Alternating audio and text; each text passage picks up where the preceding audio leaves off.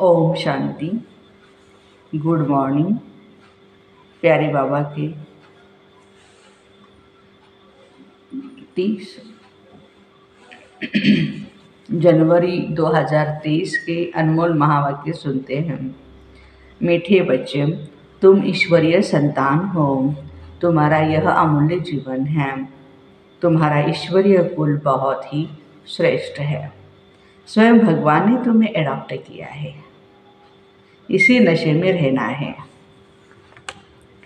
प्रश्न है, शरीर का भान टूट जाए उसके लिए किस अभ्यास की आवश्यकता है? उत्तर है, चलते फिरते अभ्यास करो। इस शरीर में हम थोड़े टाइम के लिए निमित्त मात्र है। जैसे बाबा थोड़े समय के लिए शरीर में आते हैं, ऐसे हम आत्मा ने भी श्रीमत पर भारत को स्वर्ग बनाने के लिए यह शरीर धारण किया है। बाबा और वर्षा याद रहे तो शरीर का भान टूट जाएगा। बाबा और वर्षा याद रहे तो शरीर का भान टूट जाएगा। इसको ही कहा जाता है सेकंड में जीवन मुक्ति। फिर अमृत वेले उठ बाप से मीठी मीठी बातें करो तो शरीर का भार खत्म होता जाएगा। गीत है ओम नमः शिवाय। ओम शांति। भगवान होता ही है एक, जो बाप भी है। बच्चों को समझाया गया है आत्मा का रूप कोई इतना बड़ा लिंग नहीं है। आत्मा तो बहुत छोटी स्टार मिसल है, भ्रुकुटी के बीच में रहती है। कोई इतना बड़ा ज्योतिर्लिंगम नहीं है जैसे मंदिर में रखा हुआ है। नहीं, जैसे आत्मा वैसे परमात्मा बाप है। आत्मा का रूप मनुष्य जैसा नहीं है, इतना बड़ा लंबा चौड़ा नहीं है, बिंदु है। आत्मा तो मनुष्य तन का आधार लेने वाली है। आत्मा ही सब कुछ करती है। संस्कार सब आत्मा में है। आत्मा स्टार है। आत्मा ही अच्छे व बुरे संस्कारों अनुसार जन्म लेती हैं। तो इन बातों को अच्छी रीति समझना है। मंदिरों में लिंग रखा हुआ है, इसलिए समझाने के लिए हम भी शिवलिंग दिखाते हैं। इनका नाम है शिव। बिगर नाम के कोई भी चीज़ होती नहीं। कहते हैं ना भगवान नाम रूप से न्यारा है। नहीं, बाबा कहते हैं नाम तो शिव है और रूप भी ज्योति स्वरूप है। कुछ न कुछ आकार है ना। बाबा है परम धाम में रहने वाला। परमात्मा बाप कहते हैं जैसे आत्मा शरीर में आती है वैसे मुझे भी आना पड़ता। नर्क को स्वर्ग बनाने बाबा की महिमा सबसे न्यारी है। अभी तुम बच्चे जानते हो, तुम आत्माएं आई हो यहाँ पार्ट बजाने। यह बेहद का अनादि अविनाशी ड्रामा है। इनका कभी भी विनाश नहीं होता, ये फिरता ही रहता है। बाबा रास्ता भी एक है, रचना भी एक है। यह बेहद सृष्टि का चक्र है। 4 युग हैं। दूसरा है कल्प का संगम युग, जिसमें ही बाबा आकर पतित दुनिया को पावन बनाते हैं। यह चक्र फिरता रहता। तुम बच्चों को अब स्मृति आई है, हम सब आत्माएं परम धाम में रहने वाली है। इस कर्म क्षेत्र पर पाठ बजानी आई है। इस बेहद के ड्रामा को रिपीट होना है। बाबा है बेहद का मालिक। इस कर्म क्षेत्र पर पाठ बजाने आते हैं। उस बाप की महिमा भी अपरंपार है। ऐसी महिमा कोई और की नहीं। वह मनुष्य सृष्टि का बीज रूप है, सबका फादर है। श्री कृष्ण को देवता कहा जाता है। अब बाबा आए हैं देवता बनाने और सबको वापस ले जाने के लिए, और कोई की ताकत ही नहीं है। बाबा ही बैठ बच्चों को शिक्षा दे, दैवी गुण धारण कराते। यह बाप की फर्ज अदाई है। बाबा कहते जब सभी तमो प्रधान हो जाते हैं, मुझे भूल जाते हैं। न सिर्फ भूल जाते हैं परंतु मुझे पत्थर ठिक्कर में ठोक देते हैं। इतनी ग्लानि कर देते हैं तब तो मैं आता हूँ। मेरी जैसी ग्लानि और किसकी नहीं करते, तब तो आकर तुम्हारा लिबरेटर बनता हूँ। विकारों से जब लिबरेट करते बाबा, सबको मच्छरों सदृश ले जाते हैं। और कोई ऐसे कह नहीं सकते मन मना भव, मुझे अपने परमपिता परमात्मा को याद करो। तो परमात्मा को याद करेंगे तो क्या फ़ायदा होगा? परमात्मा को याद करेंगे तो हमारे सारे विकर्म विनाश होंगे। श्री कृष्ण तो कह नहीं सकते, है ना। परमात्मा की महिमा बच्चे जानते हैं। क्या है महिमा? वो है ज्ञान का सागर, सुख का सागर, शांति का सागर, प्रेम का सागर, है ना। तो सेकंड नंबर में है ब्रह्मा विष्णु शंकर। ब्रह्मा द्वारा स्थापना कौन करेगा? क्या श्री कृष्ण करेगा? नहीं, परमपिता परमात्मा शिव बैठ समझाते। पहले हमको चाहिए ब्राह्मण, तो ब्रह्मा द्वारा ब्राह्मण मुख वंशावली रचता हूँ, वह है कुक वंशावली। तुम अब संगम युग में ब्रह्मा की संतान बने हो। बाबा ही आकर के शूद्र से ब्राह्मण बनाते हैं। अभी तुम ईश्वरीय कुल के हो। ईश्वर हुआ निराकार और ब्रह्मा हुआ साकार। बाबा पहले ब्राह्मण फिर देवता बनाते हैं। पहले ब्राह्मण फिर देवता, देवता के बाद क्षत्रिय। यह चक्र फिरता रहता। फिर इनसे और धर्म निकले। मूल है भारत। यह भारत अविनाशी खंड है जहाँ बाप आकर स्वर्ग बनाते। वह बाप भी है, टीचर भी है और तुम्हारा सतगुरु भी है। उनको फिर सर्वव्यापी कैसे कह सकते हैं? वे तो तुम्हारा बाप है। इस दुनिया में सिवाय तुम ब्राह्मणों के कोई त्रिकालदर्शी हो नहीं सकता। तुम बच्चे समझते हो, परमपिता परमात्मा के साथ हम परमधाम के रहने वाले हैं। फिर नंबरवार कर्म क्षेत्र पर आते हैं। फिर पिछाड़ी में हम जाते हैं। 84 जन्म पूरे हो जाते हैं। 84 जन्म पूरे लेने हैं हमें। बाबा समझाते तुमने कितने जन्म लिए और कैसे वर्णों में आए। ये चक्र चलता ही रहता है। अभी तुम हो ईश्वरीय संप्रदाय। यह तुम्हारा अमूल्य जीवन है जबकि तुम ईश्वरीय संतान बने हो। ब्रह्मा द्वारा बाप आकर के एडॉप्ट करते हैं। बाबा है स्वर्ग का रचयिता, तो खुद ही आकर स्वर्ग का मालिक बनाते। अब सारे विश्व में शांति स्थापन करना यह सिर्फ बाप का ही काम है। बाबा कहते मेरा पाठ है, मैं तुमको फिर से राजयोग सिखलाता हूँ जिससे तुम एवर हेल्दी बनेंगे। जैसे देवता बने थे अब फिर रिपीट होता है। यह सैम्पलिंग लग रहा है। बाप बागवान हैं, इन द्वारा कलम लगा रहे हैं। बाप सन्मुख बैठ समझाते हैं। मेरे सिकिरदे बच्चे, बहुत समय से बिछड़े हुए बच्चे, याद है ना? मैंने ही तुमको स्वर्ग में भेजा था। हाँ, बाबा याद दिला रहे हैं। फिर तुम 84 का चक्र लगाकर अब आए हो। अब अपने को आत्मा समझ मुझ बाप को याद करो। तुमको वापस जरूर ले जाना है। तुम चाहो या न चाहो जरूर जाना है। पहले आदि सनातन दैवी राज्य चला, फिर आसुरी राज्य चला। दैवी राज्य के बाद पवित्रता तो चली गई, फिर सिंगल ताज हो गया। अब तो प्रजा का प्रजा पर राज्य है। फिर दैवी राज्य की स्थापना हो रही है। आसुरी राज्य के विनाश के लिए इस रुद्र यज्ञ से यह विनाश वाला प्रज्वलित हुई है। तुम पतित सृष्टि पर थोड़े ही राज्य करेंगे। अभी है संगम। सतयुग में तो ऐसे नहीं कहेंगे। अभी तुम बच्चे पुरुषार्थ कर रहे हो। कराने वाला कौन? श्रीमत देने वाला समर्थ श्रेष्ठ ते श्रेष्ठ एक ही बाप है। वही ब्रह्मा द्वारा स्थापना करा रहे हैं।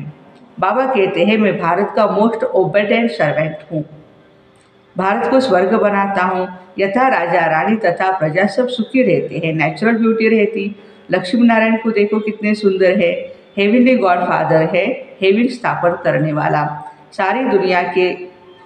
सारी दुनिया में गीता के लिए श्री कृष्ण भगवान वाच कहते हैं, परंतु श्री कृष्ण तो कह न सके कि मन मना भव मुझे याद करो, मामे कब याद करो, तो विकर्म भस्म हो, ही श्री कृष्ण नहीं कह सकते। और कोई उपाय भी नहीं। गंगा तो पतित पावनी है भी नहीं। वे थोड़े ही कहेंगे मामे कम याद करो। यह तो बाप बैठ समझाते, बाप आत्माओं से बात करते, बाबा ही सबकी सदगति करते, इसलिए वही सदगति दाता है। तो उनके मंदिर भी है। द्वापर से सब यादगार बनना शुरू होते हैं। सोमनाथ का भी मंदिर है, परंतु वो क्या आकर के करते हैं कोई नहीं जानते। शिव शंकर को मिला दिया। अब कहाँ शिव परमधाम के निवासी और कहाँ शंकर सूक्ष्म वतन निवासी, कुछ भी समझते नहीं। बाबा कहते कितने भी वेद शास्त्र आदि कोई पढ़े, जप तप करे परंतु मेरे से मिल नहीं सकते। भल मैं भावना का भाड़ा सबको देता हूँ, परंतु वह तो अखंड ज्योति ब्रह्म को ही समझते। अखंड ज्योति ब्रह्म को परमात्मा समझ लेते।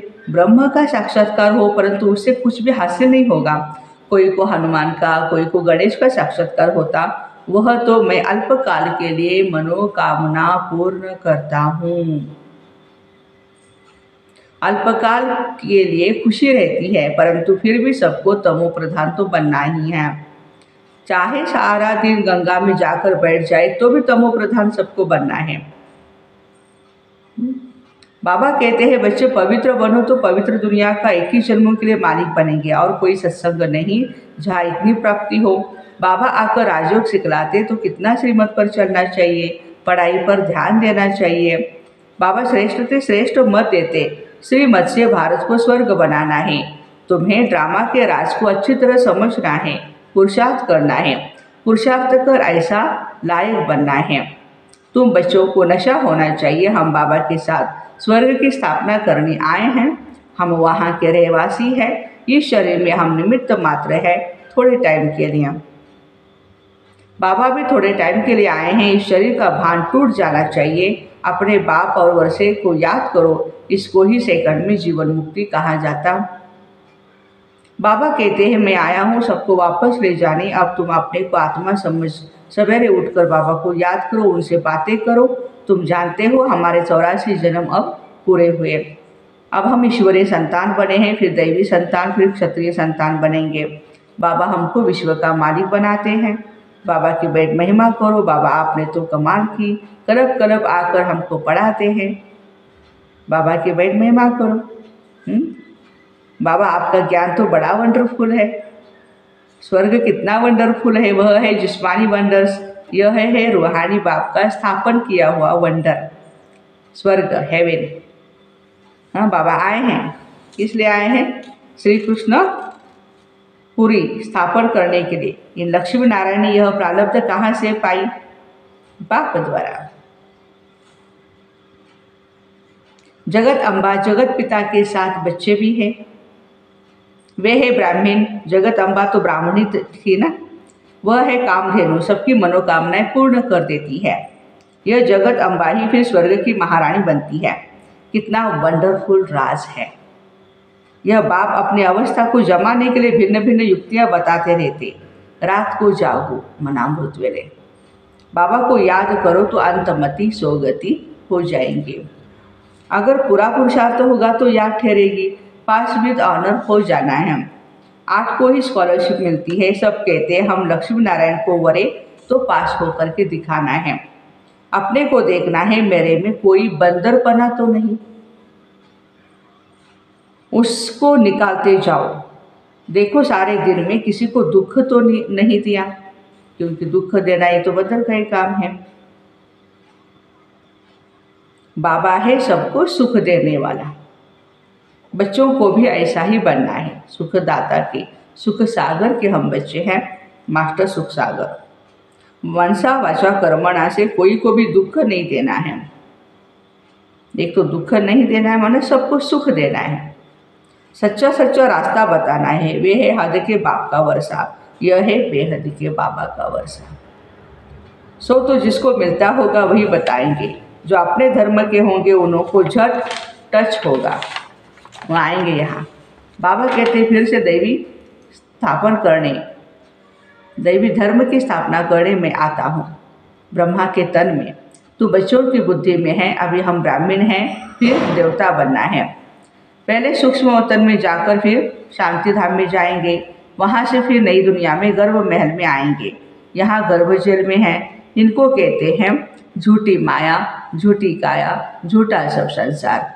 बाबा कहते हैं कितनी धर्म की ग्लानि की है। शिव जयंती मनाते, परंतु शिव कब आया, किसने प्रवेश किया, यह कोई नहीं जानते। जरूर कोई शरीर में आकर नरकों को स्वर्ग बनाया होगा ना। बाबा बच्चों को अच्छी रीति समझाते हैं और राय देते हैं अपना चार्ट बनाओ। सारे दिन में कितना समय शिव बाबा को याद किया। सवेरे उठकर बाबा को और वर्षे को याद करो। हम बेहद के बाप के साथ आए हैं गुप्त वेश में भारत को स्वर्ग बनाने। अब हमको वापस जाना है। जाने से पहले अपनी राजधानी जरूर स्थापन करनी है। अब तुम हो संगम युग पर, बाकी सारी दुनिया है कलयुग में। तुम संगम युग के ब्राह्मण हो। बाबा बच्चों के लिए सौगात ले आते हैं, मुक्ति और जीवन मुक्ति के। सतयुग में भारत जीवन मुक्त था, बाकी सब आत्माएं मुक्ति धाम में थी। बाबा हथेली पर वही इसलिए आते हैं तो जरूर उसके लायक बनना पड़े। अच्छा, मीठे मीठे सिक्के लदे बच्चों प्रति माता पिता बाप दादा का याद प्यार और गुड मॉर्निंग। रूहानी बाप की रूहानी बच्चों को नमस्ते।